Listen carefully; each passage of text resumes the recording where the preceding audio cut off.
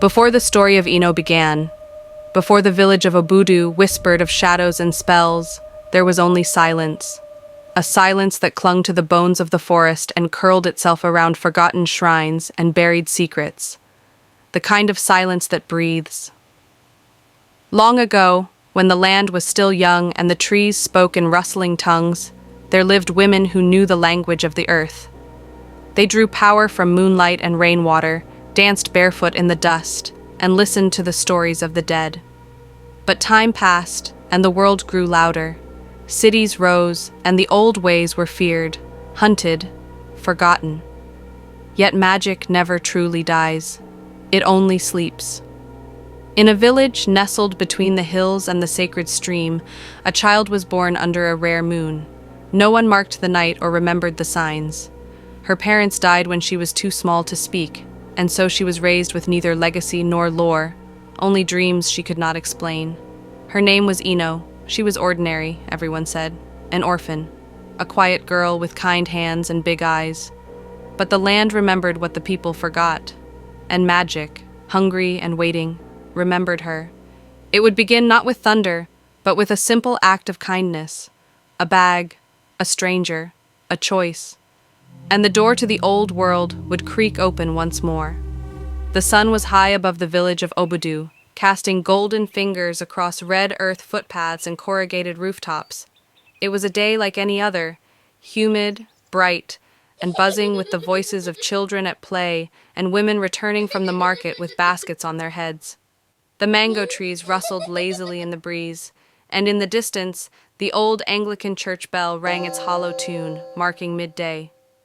Ino had finished her chores early. She had swept the compound, fetched water from the stream, and helped Mama Eka, the old woman who took her in after her parents died, to roast some ground nuts. Now, with her hands dusted off and a strip of old wrapper tied around her waist, Ino skipped down the village path, chasing butterflies and making up stories in her head about kingdoms and secret gardens. She was 10 or maybe 11, no one knew for sure.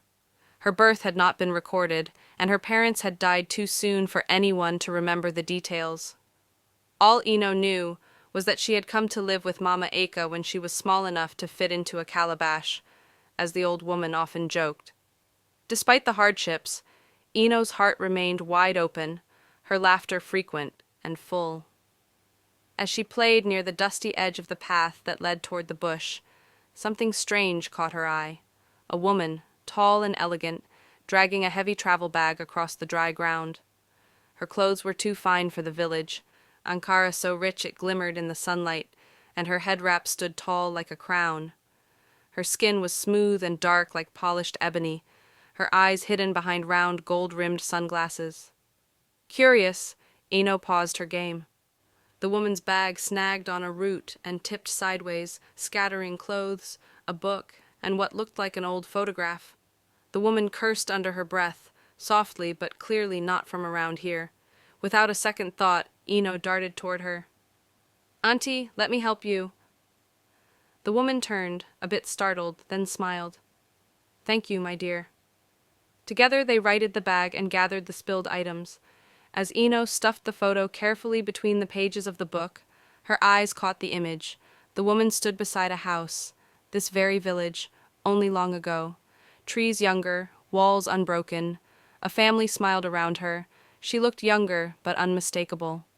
"This house," Ino said, pointing. "It's here in Obudu?" "Yes," the woman said softly, gazing ahead. "It was my family home. I haven't been back in over 20 years." They walked in silence for a while, the woman wheeling the bag and Ino keeping pace beside her. Soon they reached a house swallowed by weeds and time. The roof sagged on one side, and green moss licked the mud walls. The compound gate, once proud iron, now leaned open like a tired guard. The woman stopped at the entrance and exhaled deeply. "This is it." Ino stood beside her, unsure what to say. The house looked like the ones from her pretend stories, forgotten mansions with secrets in their bones. "Thank you," the woman said finally. "You've been very kind. What is your name?" "Ino." "Well, Ino," she said, opening her purse, "take this for helping me." She offered a crisp new 1,000 naira note. Ino shook her head. No, thank you, I was just helping. The woman raised an eyebrow. You don't want it? Ino shrugged. Mama Ika says we don't take money for kindness. The woman studied her for a long moment, then laughed softly. Your Mama Ika is a wise woman. In that case, I owe you something better than money. She didn't explain. Instead, she crouched slightly so her eyes met Ino's.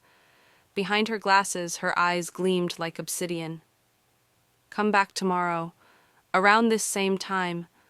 I'd like to know you better. Ino nodded. Okay, bye, Auntie.